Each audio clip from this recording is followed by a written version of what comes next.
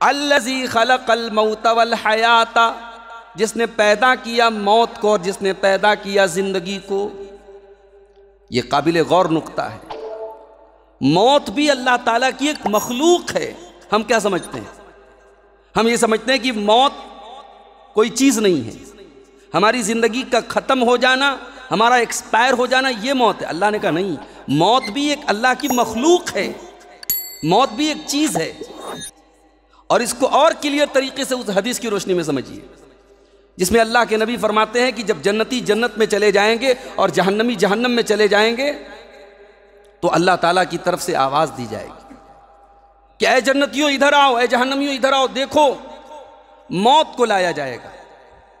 موت کو ایک دمبے کی شکل میں، ایک میڑھے کی شکل میں لایا جائے گا اور موت کو ذبح کر دیا جائے گا، موت کے گلے پہ چھری چلا دی جائے گی اور یہ اعلان کر دیا جائے گا یا اہل الجنت خلود لا موت یا اہل النار خلود لا موت، اے جنتیوں دیکھ لو اب موت کو بھی موت آ چکی ہے، اب تمہیں جنت میں موت نہیں آئے گی، جہنم میں موت نہیں آئے گی۔ جنت کی نعمتیں ابدی ہیں اور جہنم کی جو سزائیں ہیں اور جہنم کا جو عذاب ہے وہ ابدی ہے۔